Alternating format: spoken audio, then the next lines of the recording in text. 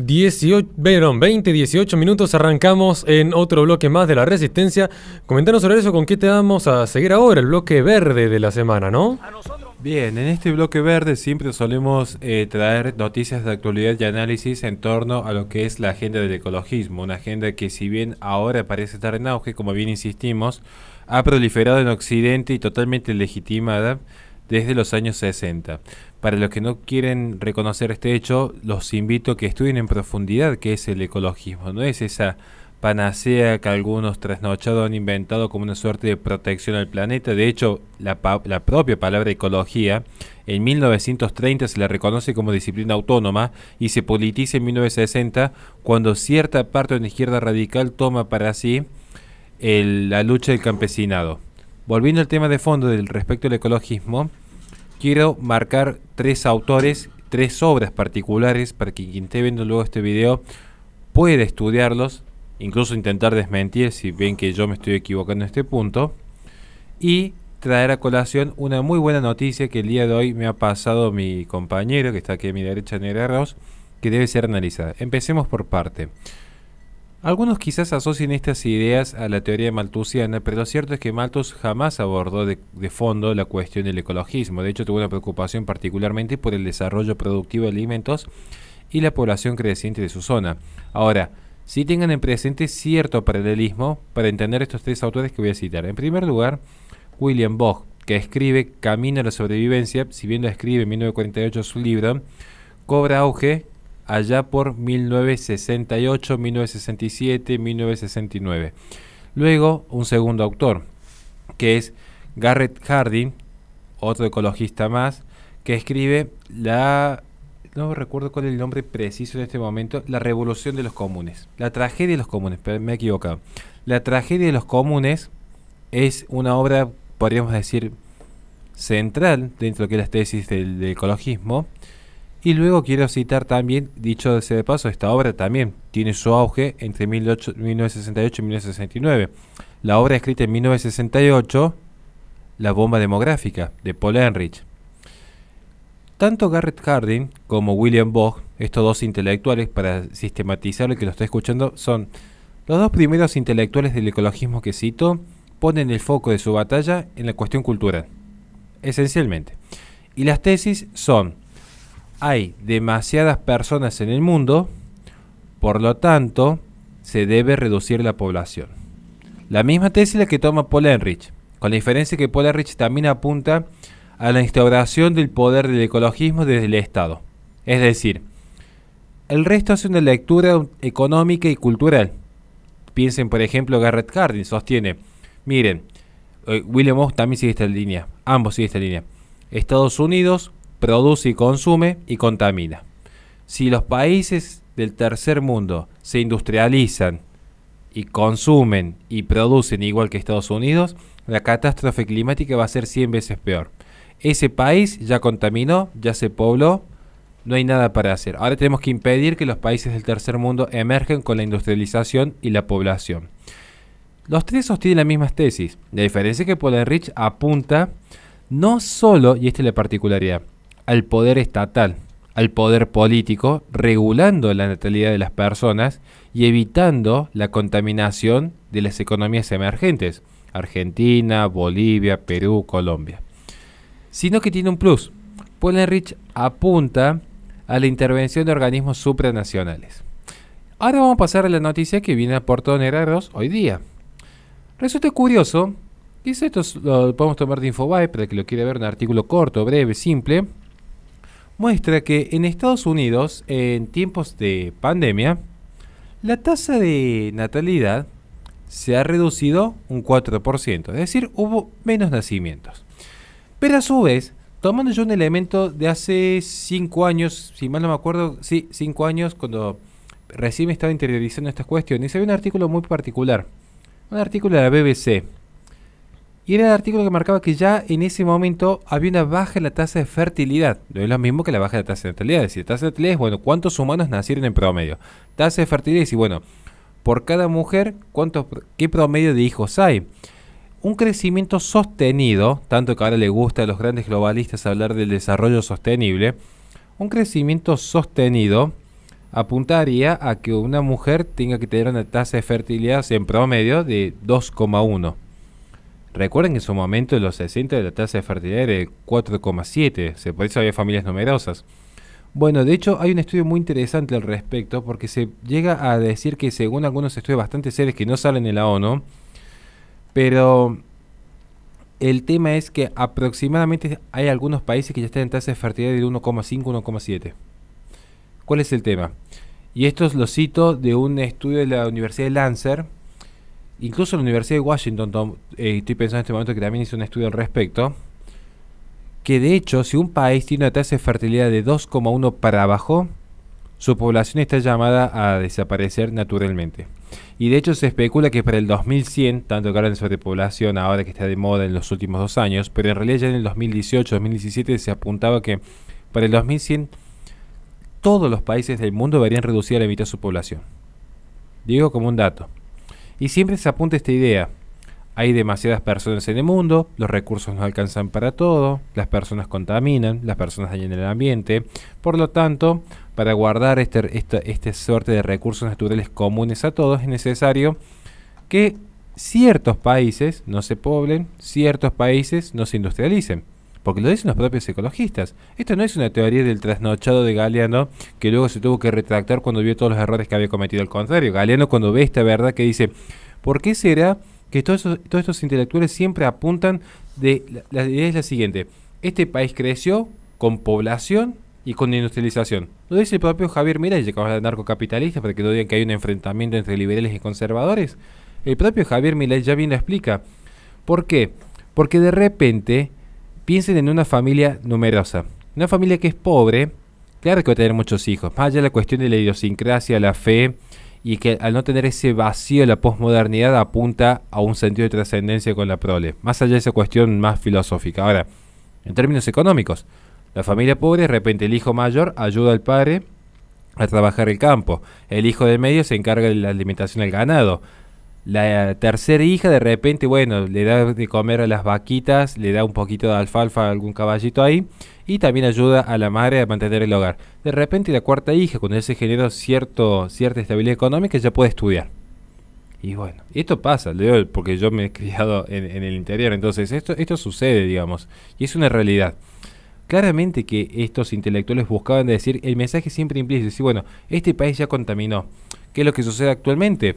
China es la que encabeza, curiosamente, el mercado global de las energías renovables.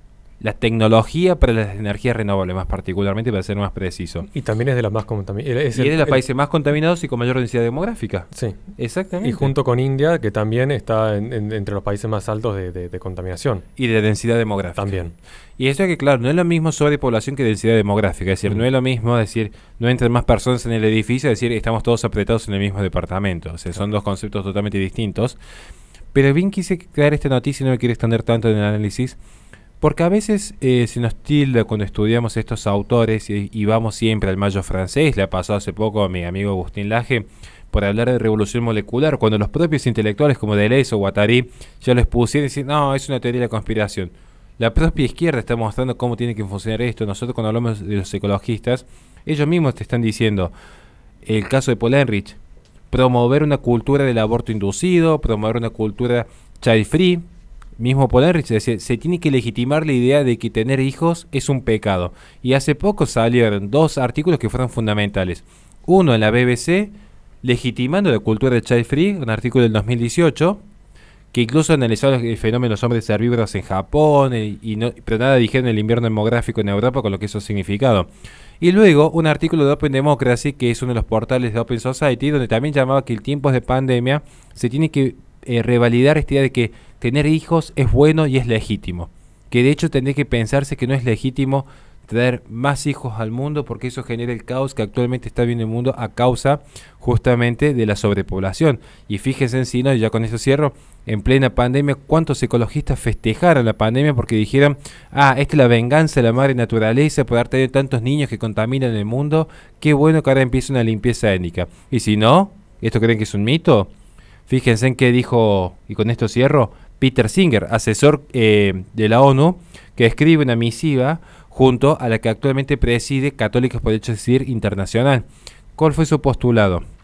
Bueno, más allá que una cuestión muy particular en contra de la productividad, pero las palabras propias de Peter Singer, no quiero entrar en la cuestión de Católicos por el Derecho a Decidir, pero cuestión de censura posterior, las propias palabras de Peter Singer sostienen: ¿por qué sería discriminatorio priorizar los esfuerzos a proteger la edad productiva?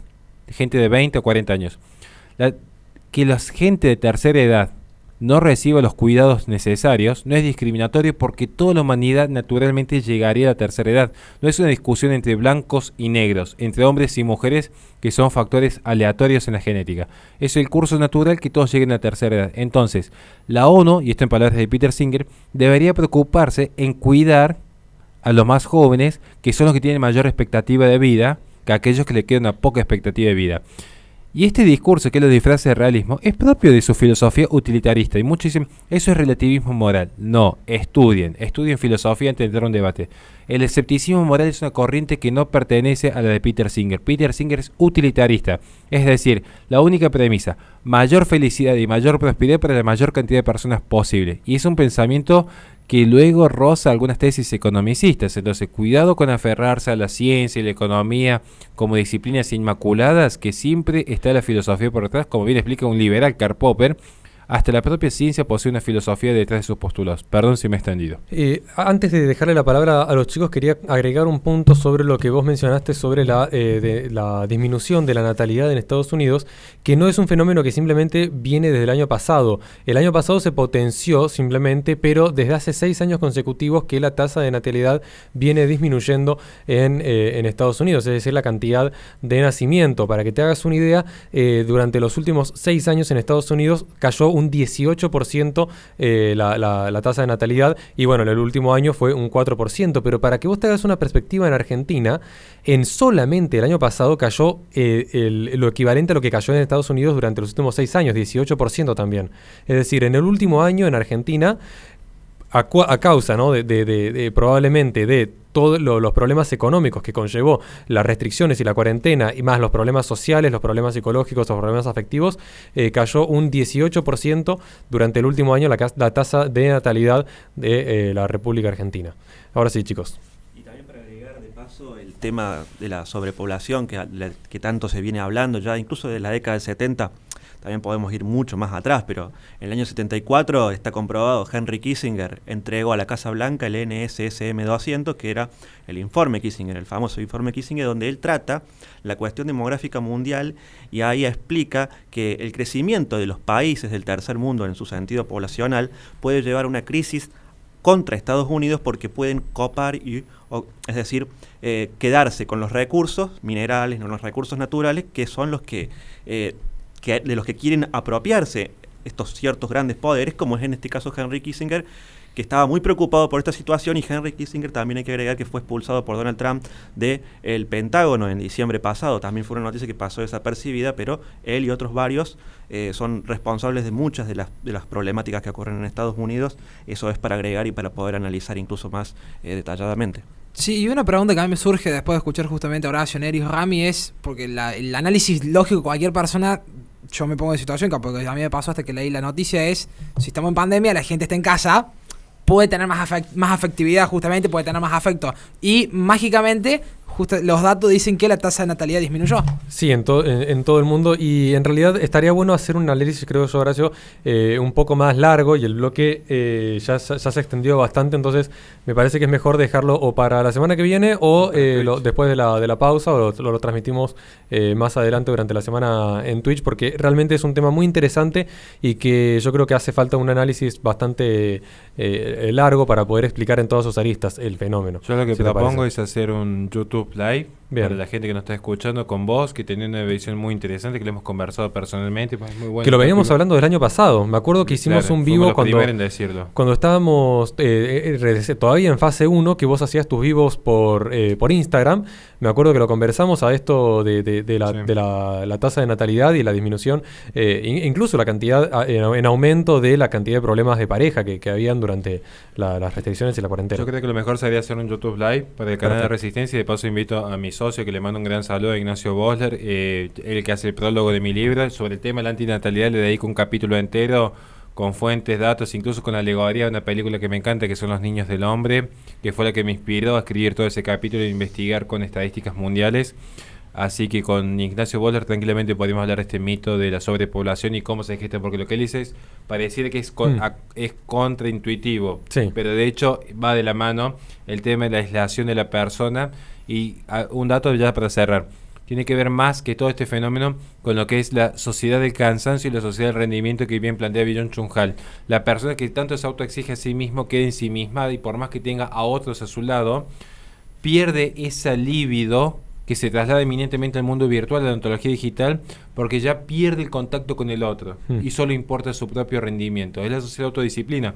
Por eso no hay copulación, pero sí aflora, por ejemplo, el narcisismo en redes sociales. Un ejemplo concreto para que se entienda.